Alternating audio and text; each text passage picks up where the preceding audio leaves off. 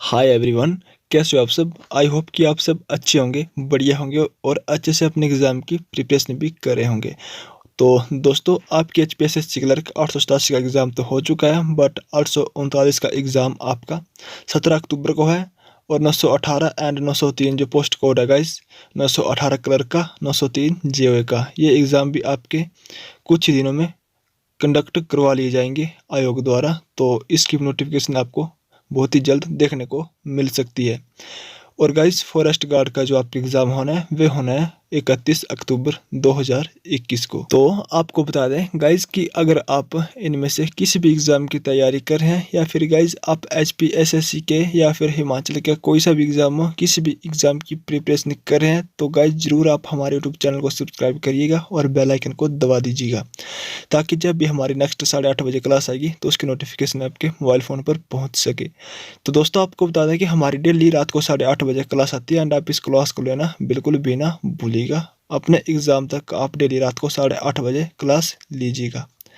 तो गाइस, चलिए अब आपका ज़्यादा समय वेस्ट के बिना हम आज की क्लास को शुरू करते हैं। तो दोस्तों, कुछ साथी हमारे इंग्लिश मीडियम वाले जिनको कि हिंदी में कुछ दिक्कत रहती है हिंदी पढ़ने में, तो आज मैं आपके लिए दोनों लैंग्वेज में क्वेश्चन लेके आया हूँ। तो गाइस, फर्स्ट क्वेश्चन है, Harappa weapons were made of, यानी कि हड़प्पीय हथियार किसके बने थे। ऑप्शन ए है कांसा, बी है पत्थर, सी है तांबा एंड डी है नन ऑफ दिस। तो गाइज, जो इस क्वेश्चन का राइट आंसर होगा वे होगा ऑप्शन नंबर डी, लेकिन यहाँ पे ऑल ऑफ दीज होगा, ना कि नन ऑफ दीज। गाइज, यहाँ पे टाइपिंग में कुछ मिस्टेक होगी, तो यहाँ पे आंसर होगा ऑप्शन नंबर डी, यानी कि जो हड़प्पीय सभ्यता के हथियार बने थे गाइस, वे ब्रॉन्ज, स्टोन और कॉपर तीनों से मिलकर बने थे। तो इसका आंसर होगा ऑप्शन नंबर डी। चलिए अब अगला क्वेश्चन देख लेते हैं। तो अगला क्वेश्चन है कि the famous grammar Panini hailed from which of the following mahajanapada, प्रसिद्ध व्याकरण पाणिनि निम्न में से किस महाजनपद के निवासी थे। तो गाइज, ये थे ऑप्शन नंबर ए, इसका राइट आंसर रहेगा गंधार। अगला जो क्वेश्चन है कि the concept of Anuvrat was advocated by. तो ऑप्शन ए है महायान बौद्ध धर्म, बी है हीनयान बौद्ध धर्म, सी है जैन धर्म और डी है नन ऑफ दीज। तो गाइज, इसका जो राइट आंसर होगा वे होगा ऑप्शन नंबर यहाँ पे सी, अनुव्रत की संकल्पना की वकालत जब वो जैन धर्म द्वारा की गई थी। ये नेक्स्ट जो क्वेश्चन है गाइस, नेक्स्ट है कि which rock edict of Ashoka provides a description of the horrors of Kalinga वार।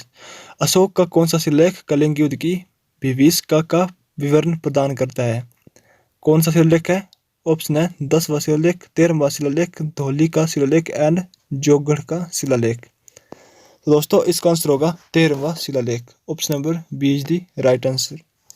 चलिए जो नेक्स्ट क्वेश्चन है गाइस, नेक्स्ट है कि who among the following took the title of Vikramaditya. निम्न में से किसने विक्रमादित्य की उपाधि धारण की। ऑप्शन है चंद्रगुप्त 1, चंद्रगुप्त 2, समुद्रगुप्त एंड स्कंदगुप्त। तो गाइस, जो इस क्वेश्चन का राइट आंसर होगा वे हो जाएगा ऑप्शन नंबर बी, चंद्रगुप्त 2। तो चंद्रगुप्त 2 ने विक्रमादित्य की उपाधि धारण की थी। चलिए गाइस, नेक्स्ट क्वेश्चन है, बीजगणित की खोज का श्रेय निम्न में से किसे दिया जाता है। Who among the following is credited with the invention of algebra. तो गाइस, बीजगणित की खोज का श्रेय दिया जाता है, वे दिया जाता है ऑप्शन नंबर ए, आर्यभट्ट इसका राइट आंसर हो जाएगा। चलिए अगला क्वेश्चन देख लेते हैं गाइस। आप भी साथ साथ में लाइव चैट में कमेंट करते हुए चलिए, अपना आंसर जो है वो देते हुए चलिए, ताकि आपको इसी क्लास में ये वाला क्वेश्चन जो है वो याद हो जाए। क्वेश्चन है कि प्रारंभिक मध्यकालीन भारत में जो पद है जितल, उससे क्या संदर्भित था।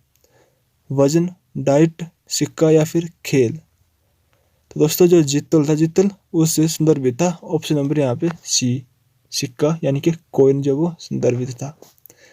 नेक्स्ट क्वेश्चन है कि which of the following Chalukya cities is known as the city of temples. निम्न में से कौन सा चालुक्य नगर मंदिरों का नगर के रूप में जाना जाता है। ऑप्शन है आपके सामने पटडग्गल, बी है बादामी, सी है ऐहोल एंड डी है कन्हेरी। तो इसका राइट आंसर होगा गाइस, पे होगा option number C, Aihole. Next जो क्वेश्चन है कि मलिक काफूर किसका सेनापति था। मोस्ट ही इम्पोर्टेंट क्वेश्चन है दोस्तों, अगर आपको नहीं आता है तो जरूर नोट करिएगा। क्वेश्चन है कि Malik Kafur was whose general. Option है बलबन, बी है फिरोज शाह तुगलक, सी है इल्तुतमिश एंड डी है नन ऑफ दीज।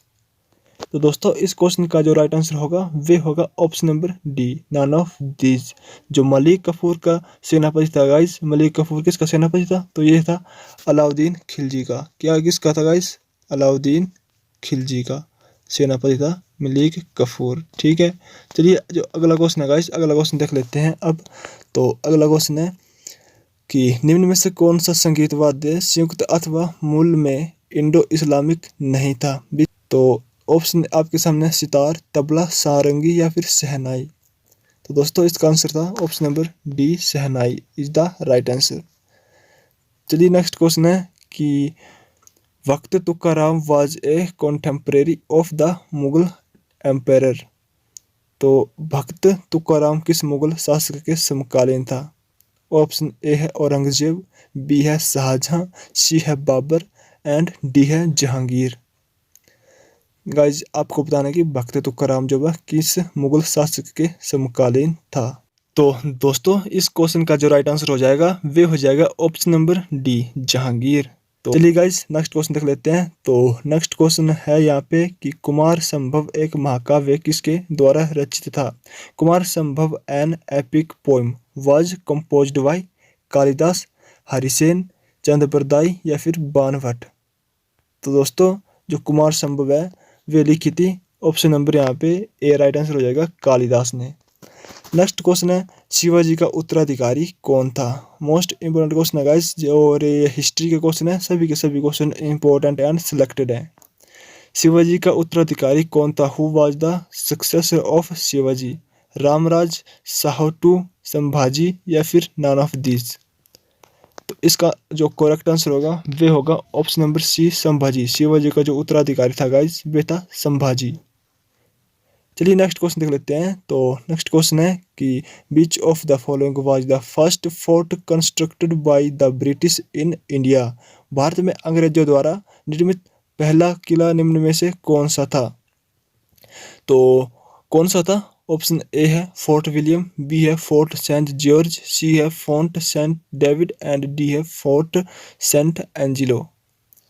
तो जो भारत में अंग्रेजों द्वारा निर्मित पहला किला था गाइस वे था ऑप्शन नंबर यहाँ पे 20 का राइट आंसर हो जाएगा, फोर्ट सेंट जॉर्ज जो था वो अंग्रेजों द्वारा निर्मित भारत का पहला किला था। चलिए नेक्स्ट क्वेश्चन को देख लेते हैं। तो नेक्स्ट क्वेश्चन है भारत का प्रथम गवर्नर जनरल कौन था। कौन था guys, who was the first governor general of India. तो इसका आंसर होगा option number A, William Bentinck. Option number A is the right answer. चलिए नेक्स्ट क्वेश्चन देख लेते हैं। तो नेक्स्ट क्वेश्चन है 16 कि किसके समय के दौरान ब्रिटिश भारतीय क्षेत्र का अंतिम मेजर था। The last major of British Indian territory took place during the time of Lord Dalhousie, Lord Curzon, Lord Lytton या फिर लॉर्ड डलहौजी। तो दोस्तों इसका जो राइट आंसर होगा वे होगा option number D, Lord Dalhousie. Next question है क्वेश्चन नंबर 17। 1875 में थियोसॉफिकल सोसाइटी की स्थापना कहाँ हुई थी। Where was the theosophical society founded in 1875। Option आपके सामने यूएसए, बी है यूके, सी है यूएसएसआर एंड डी है भारत। तो दोस्तों आपको डायरेक्ट भी क्वेश्चन आता है कि थियोसॉफिकल सोसाइटी की स्थापना किस वर्ष हुई। तो ये हुई थी 1875 में। और गाइज अगर आपको आ जाए कि थियोसॉफिकल सोसाइटी की स्थापना कहाँ पे हुई थी, तो ये हुई थी न्यूयॉर्क में। कहाँ पे, न्यूयॉर्क में, जो कि किसी की भी ऑप्शन में नहीं है। तो गाइज उस समय आपको इस क्वेश्चन का ग्रेस मार्क्स जो वो मिला होगा। इसका आंसर रहेगा न्यूयॉर्क।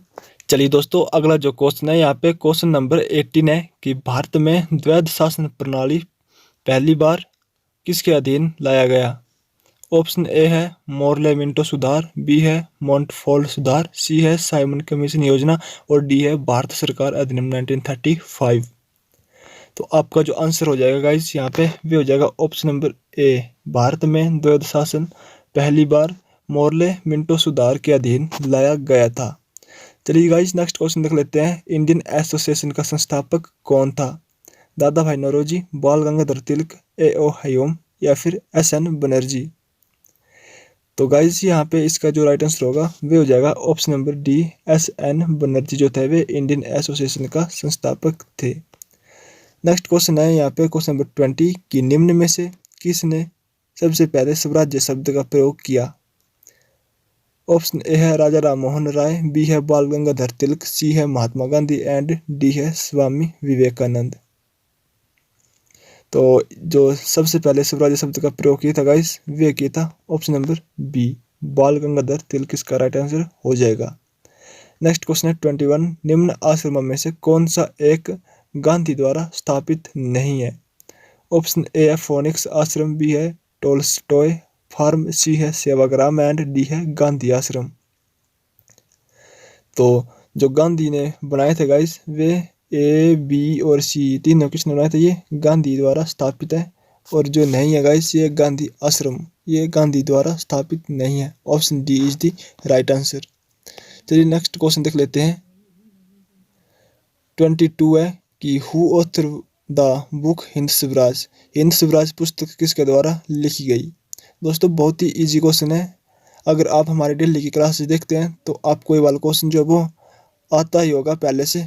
तो आपने क्या करना है कि इस क्वेश्चन को कमेंट बॉक्स में आपने कमेंट करना है।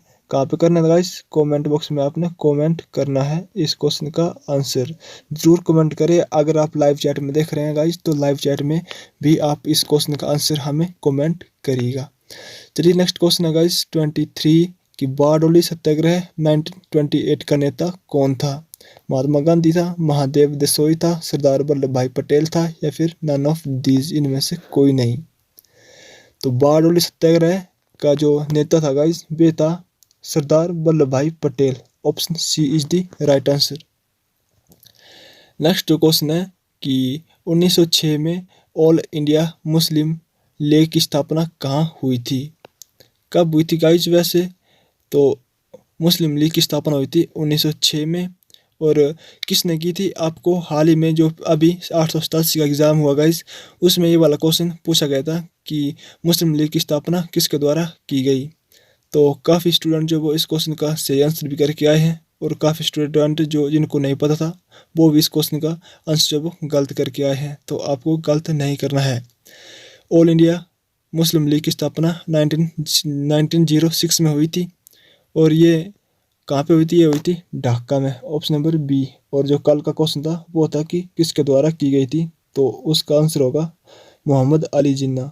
गाइस उस अली जिन्ना के द्वारा जो है मुस्लिम लीग की स्थापना की गई थी 1906 में। नेक्स्ट क्वेश्चन है कि आज़ाद हिंद फौज INA इंडियन नेशनल आर्मी 1943 में अस्तित्व में आई। कहाँ पे आई थी? जापान में, बर्मा में, सिंगापुर में या फिर मलाया में। आपको बताना कि आज़ाद हिंद फौज जो वो 1943 में कहाँ पर अस्तित्व में आई थी।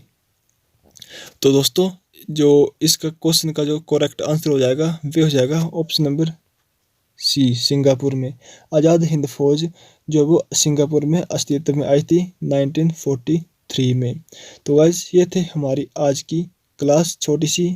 तो आपको क्लास कैसी लगी? मुझे उम्मीद है कि आपको पसंद आई होगी। अगर आप 839 या फिर 918 या फिर जूनियर ऑफिस असिस्टेंट 903 के एग्ज़ाम की तैयारी करें तो गाइज आज की क्लास आपके एग्ज़ाम के पॉइंट ऑफ व्यू के हिसाब से बहुत ही ज़रूरी है।